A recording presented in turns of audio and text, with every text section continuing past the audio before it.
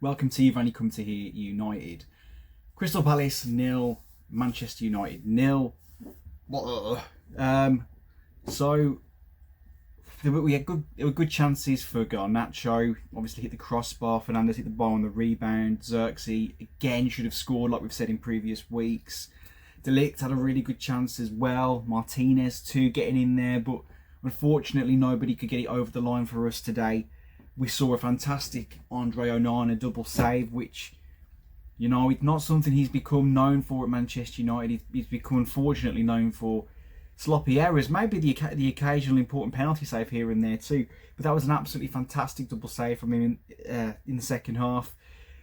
On the flip side of things, we saw two really good chances for Eze, and maybe we were fortunate not to concede a goal there. But, you know, I would say this. I think last season we would have lost this game. We didn't take our chances in the first half. We were by far the better team, despite Palace having a really good chance before the break. And it hurt to not be to be at least a goal up at half time. I thought second half it was a more balanced game. Again, I still thought in terms of general play we were the better side, but Palace definitely had chances in the second half, and we definitely could have lost that game in the end. Although it definitely wouldn't have been deserved at all. We were very good. I thought some of our link-up play was so intricate and so slick at times. You can see the players are developing an understanding, and I don't think it's unreasonable to say that despite the scoreline, it was, for me, our best performance of the season so far. And there's a lot to build on there. I wouldn't put a lot down to, or maybe I wouldn't put anything really down to the manager today in terms of the result and why we didn't get the 3 points in the end.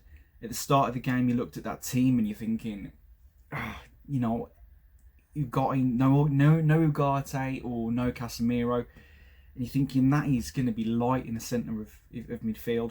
But what became apparent early on, and we've seen it in other games to varying degrees, where Diogo Dalot plays a more inverted role, there were times, especially in the opening 20-25 minutes from memory, that he basically seemed to be a centre midfielder. You know, I'm looking at him going, I'm glad he's there because we've got a bit of a gap there. But what happens if they start attacking our right back area? Like, how are we going to deal with that? But the way the team seemed to move, the fluidity of it, that didn't seem to be a problem. And like I say, Dalot basically just seemed to be stepping in there alongside often Mainu. You know, when Eriksen was playing, it looked a little bit more advanced at times. So the way we set up worked, and it didn't feel like we were missing a defensive midfielder in the end. Now, obviously, this can't be a longer term solution to any of our problems, in the sense that Christian Eriksen can't just keep playing and playing and playing unless something bizarre has happened between last season and this season, where he looked like he really struggled to finish games last year. And we know about his medical history, and you know, it does seem like a massive ask for him to play the minutes that it looks like maybe Erik ten Hag wants him to play. You know, we would not have seen this at the start of the season. Eriksen, is it starting the last 3 games now? I'm sure as soon as he has settled in and has got more sessions under his belt, that he will become a starter as the season goes on. But that is not the case at the moment. Anyway, let's have a look outside of the particular goings on of the game. Some of the things that we can take away from there, and a big one for me is, and I've said this before, and I was worried about this when the transfer window finished, but we still need a striker. We do. Now, I've seen people say, look, this isn't, not the 90s anymore, or even the early noughties. We don't need 4 strikers to rotate. We don't play that kind of system. Well, let's look at the situation that we're in now. Rasmus Højlund's been out injured and he's only just come back. Joshua Xerxes can play the striker role.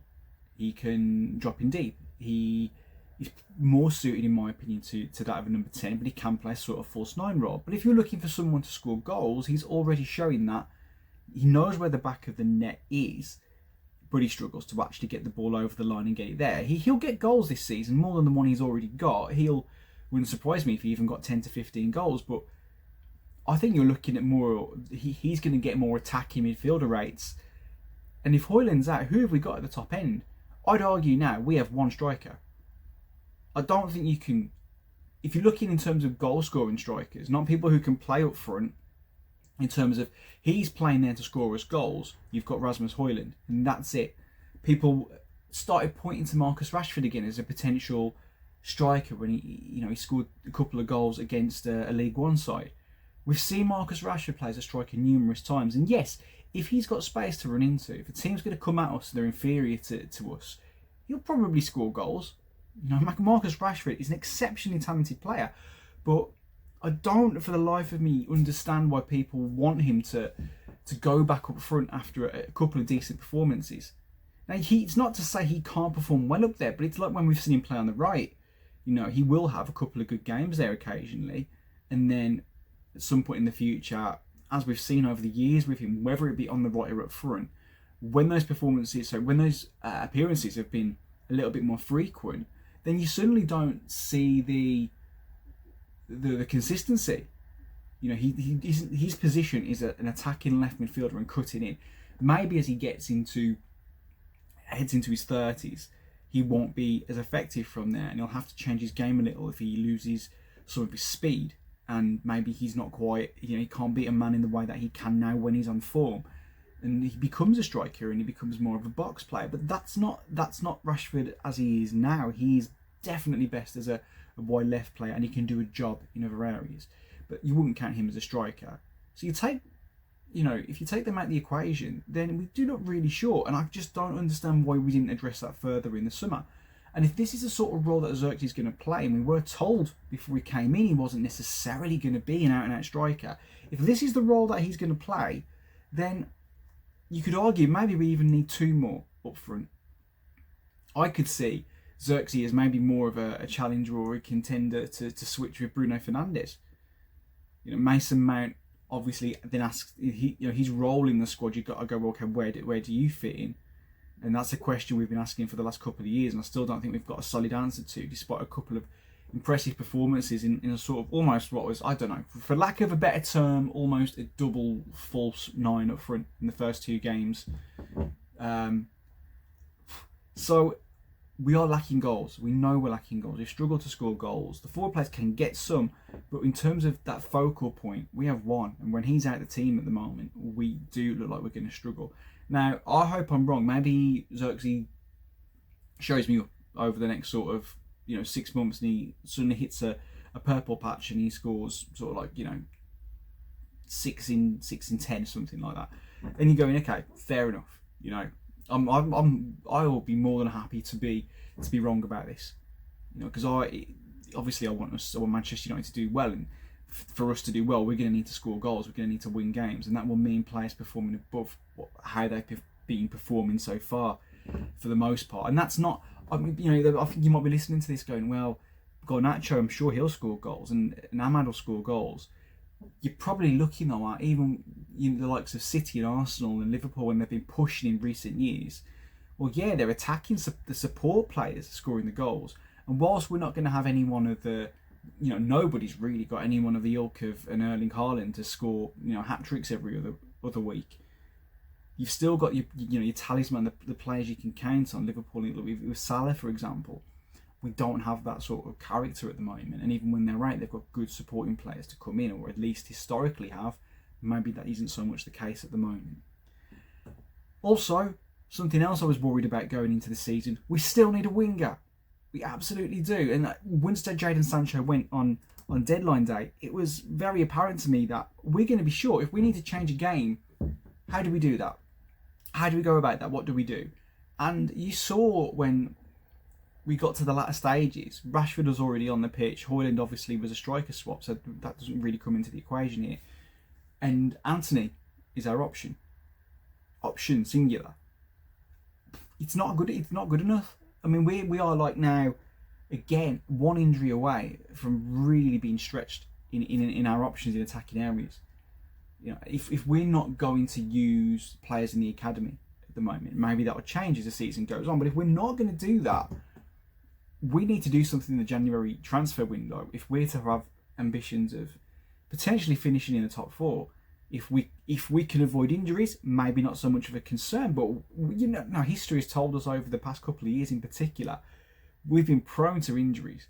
So I think you can't take that gamble. You absolutely can't gamble on us not getting players injured and being okay with the wide options we have, because sometimes even your best players are going to be out of form and you're going to need to bring somebody on to change the game. And at the moment, that someone is Anthony and only Anthony. And it's worrying the lack of options that we have when everybody isn't fit. So for me, we still need to do some work in January. That being said, the players that are there at the moment, I just want to reiterate, it's not all doom and gloom by any stretch of the imagination. The players that are there are clicking.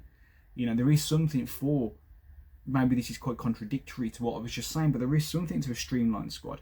It does help to build those relationships and allow those players to get used to each other. So on the flip side, yes, we need more options, but the one advantage to having a small squad is, I think, what we're seeing right now, and those players coming together and starting to look more and more like a unit. We've seen really good signs over the last 2 games, and long may that continue. Want to move with big takeaways, and I'm hoping, you know, I've obviously been doing this now since the start of the season. If I'd been doing this for the last 2 years, I would probably have said this way too many times by now, and people would be sick of hearing it. But Bruno Fernandes is so maddening, and he's so wasteful, and yet integral at the same time. I'm watching the game and he's almost at the heart of a lot of the positive things that we're doing in the right places, and yet when it comes to him being the one to pull the trigger, whether it's the shot or the cross or just doing the right action at the right time, he so often is the one to let us down and get it wrong and make the wrong choice, whether it's using the outside of his foot for a shot where we could be using his weaker foot, which we know it. I mean, it's hard to say Bruno's got a weaker foot because he can hit the ball so well, or where he collects the ball in the final third and doesn't quite control it right. There are moments where you know he can do better, and he almost seems to make a snap decision in a microsecond that he's going to try something he doesn't necessarily need to do. And that's part of the beauty of him, and what makes him great is that he will try things and he sees things that other people don't, but his execution can leave a lot to be desired. And he was so sloppy at times out there. And for me, and maybe this is a bit of an overreaction to what was maybe just a slightly lacklustre performance, but I'd have definitely took Bruno off and allowed Xerxes to stay on, because I thought Xerxes was linking play so well. He was ineffective as a striker in the game as such. He didn't really look like he was going to score, but in terms of, you know, pulling all the pieces together, I thought he was so much more effective than Bruno Fernandes against Palace. So that would have made more sense to me. But of course you're not going to take Bruno off, and I totally understand Eric doing that. And if you take him off and then you go and lose the game, the blowback's going to be massive, and people are going to ask him, you know, you don't know what you're doing. What was that all about, Eric? You know, you need to keep Bruno on. So it would have been a risky move, but I just think he was having one. I really do.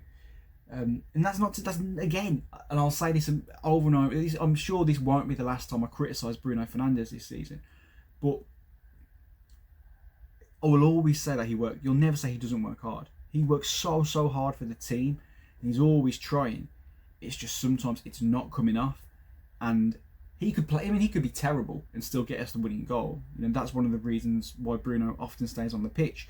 But then you have to ask yourself sometimes, if you get him off earlier, and you bring somebody else on who maybe helps the team function more as a unit, well, perhaps you wouldn't have to rely on that moment of magic, because we'd be functioning better and we'd get a result.